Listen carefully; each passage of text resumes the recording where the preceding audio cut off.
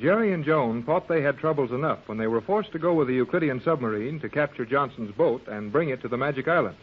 However, even the Euclidean submarines do not act like other submarines, and we find this strange boat standing still at the spot where they are to meet Johnson's boat, standing on end, straight up and down in the water, 100 feet of cigar-shaped boat with its nose out of the water.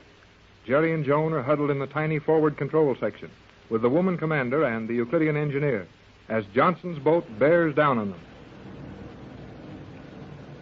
Golly whiskers, Joan. Here comes Johnson's boat, all right. Yes, Jerry. The position of the meeting was calculated quite accurately. There must be some irregularity in the speed of that boat. It will arrive at this point nearly a minute behind the planned schedule. That's too bad, isn't it? Oh, please, say no more, Jerry. The commander is angry. Okay, Joan.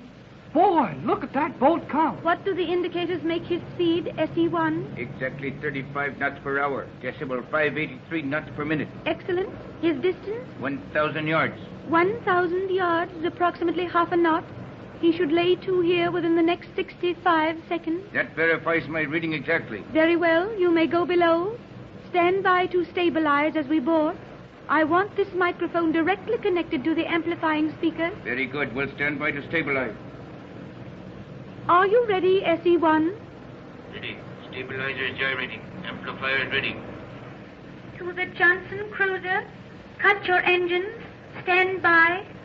Submarine off your starboard prow. Lay to. We will board you. Hey, he's not going to stop. No, the boat is passing us. Johnson's boat, lay to. Stop those engines.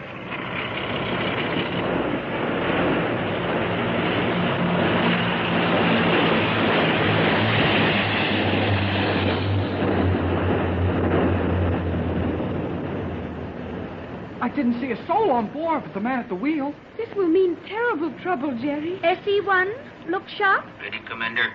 Boat ran past without slackening speed. Throw controls this microphone into radio. Start generators. Guess there's going to be trouble, all right. I cannot understand your Mr. Johnson, Jerry. If he knew that danger threatened him... He is about to learn. There is a possibility his mediocre instruments missed the calculation. That might save his life. Silence. To J-12C, Commander S1 aboard Euclidean submarine. To J-12C, will give you 30 seconds to lay to and come about. S1 to J-12C, lay to and come about. Acknowledge that, J-12C. Gee, he doesn't answer. I'll bet he's going to run for it. But that would do him no good, Jerry. He will only be caught. SE1, prepare to submerge. Prepare to submerge. Hall and Cleostra, remain in this compartment. SE1, close the port. Close port. Submerge, course due south, full speed ahead, 2 fathoms. Submerge 2 fathoms. Full speed ahead. Due south. I will now return to the central control section with the engineer. You two remain here. All you say will be heard plainly. We will do nothing, Commander. Yeah, not much of that. It is well. When the time comes for action, one movement on your part and you will not see the capture. Boy, I'm afraid we're going to have to watch Johnson get some rough treatment now. There are many terrible things the commander might do to Johnson's boat. That boat's got a couple of minutes head start, and he can make 55 knots if he has to. This tub can't do that. But this boat will not have to catch Johnson's boat. We will merely have to get directly astern of him, the axis of this boat directly on his true course. And then those awful submarine rays will be sent from the nose of this ship. Hey, when those rays start to happen, let's get away from here. We're right in the nose of this thing. Oh, but not now, Jerry. This was the nose coming out. It will be the stern on the return trip. Oh, that helps a little. Whoa there. Boy, this boat is slipping down awful fast. Whoa, boy. That's just like riding on a roller coaster. We will soon be on an even keel, Jerry. This boat can submerge and right itself in 1 minute. It's all too fast for me. Now we're straightening out all right. And we're so near the surface you can see the daylight coming down through the water. Silence in the stern section. SE1. Yes, Commander. Prepare the bow submarine ray directional magnet. Bow submarine ray, directional magnet. Oh, Jerry, the commander is going to use the submarine ray on Johnson's boat. Not if I know anything about it, she won't. Well, but what can you do, Jerry? I can do plenty. Oh! Hey! That magnetism thing got me. I can't move my hands and feet. It is affecting me also, Jerry. Oh, it makes my arms ache. Gosh, she's sure pouring it to us. Feels like one of those machines you take hold of and then can't let go. Now that you are convinced of my ability to hold you out of my way, are you going to make it necessary to apply the magnetic paint to your tongue? Gosh, she wouldn't really do that, would she? Yes, Jerry. The paint applied to the tongue would make it impossible for us to talk. I'd rather quit talking because I thought of it myself. Okay, Commander. I'm shut. It is well. Ready, SE-1. Magnetic directional rangefinders directly on stern of escaping yacht. Range. 5,500 yards. Drift. Negligible. Excellent. Prepare charge. Strength of charge. Maximum. That boat would be worthless unless taken intact. To cripple it might damage valuable instruments aboard. It must be totally destroyed. Right. Maximum charge. Gee, Joan, she's going to destroy that boat. Oh, it is terrible, Jerry. Silence. Are you ready, SE-1? Ready. Wait for the 2,000-yard range. You will fire as your graph shows the other boat is 5,985 yards. The ray will absorb loss from moisture to compensate for the 15 yards. Ready. 5,900 yards. 5,910. 5,920. When he gets to 5985, he'll shoot. Oh, quiet, Jerry. We can do 5940. nothing. 5,950. 5,960. 5,970. You will hold your fire until orders from me. Stop, SE-1. Right. Orders from G-47. Do not fire at this time. Continue course following boat. Full speed ahead. Full speed ahead. Oh, boy, Joan.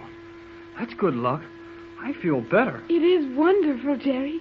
In another minute, Johnson's boat would have been destroyed. Well, I'm glad you decided to do that, G-47. It wouldn't have helped any of us to sink that boat. Oh, Tex, I'm so nervous. It was only a matter of seconds until that submarine ray would have been cutting through the water and Johnson's boat gone. I have certain ideas I want to experiment with. Well, I don't care what you do. Now that Johnson is safe. He is 60 miles from this island. There is ample time in which to destroy the boat if you do not accede to my wishes. Yes, G-47, anything you want. Right, Pap. We'll save Johnson in that boat no matter what we have to do. Very well. You, Captain, will take your position before the transmission panel. Speak to Johnson.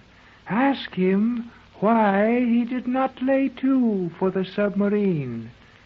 Upon your questions and his answers depend the lives of all on board that yacht.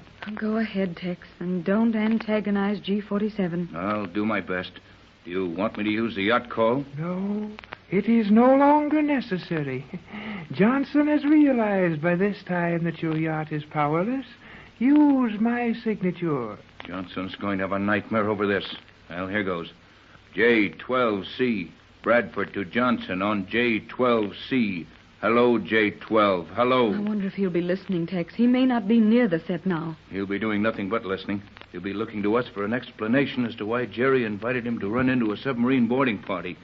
J-12C, hello. You will continue indefinitely, Captain Bradford. Right. J-12C, Bradford from the Euclidean control room to Johnson on J-12C. We have observed you closely for the last half hour. Had reports from sub. You must be running a direct course to this island. Position of island as given you before. Why did you refuse to speak submarine? Hello, Johnson. Hello. Must have answer to this message. Commander S-1 to Captain Bradford. Have message for you. Must have G-47 okay before give it to you. You may give Captain Bradford any message. Very good, G-47. To Captain Bradford, Johnson's boat is well within range my sensitive frequency graphs in this submarine. Your wave very strong along along Johnson's course, but reaching us unbroken. Apparently not being broken by Johnson's receiver. No evidence of any attempt to transmit from Johnson's boat. That is all. Thanks, S1. May I inquire how Jerry Hall and Cleostra are? Troublesome but safe, holding them in stern with magnetic safety belt. Commander S1 to Bradford. Say, G47, that message sounds kind of funny to me. What did she mean by saying my radio beam had not been broken at Johnson's boat? That is obvious, I think. You mean that she's got instruments on board that sub which will show if some receiver has cut a piece out of a beam she's receiving? Naturally. Well, that may be naturally to you, but it's black magic to me.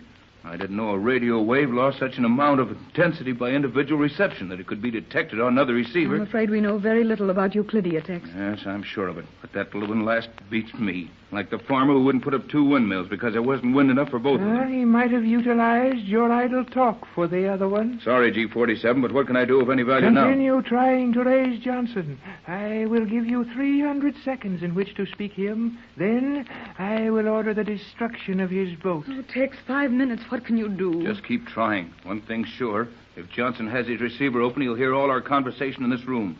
That ought to convince him of the necessity of answering me at once. Keep trying, Tex. We've got to warn Johnson. Right, dear. I'll do my best. J12C, Johnson. Hello, J12. Bradford on Euclidia to J12C. Danger of your immediate destruction if you do not answer. What's the matter, Johnson? Hello, J12C. Hello, Johnson. Bradford to J12C. Emergency. Answer at once.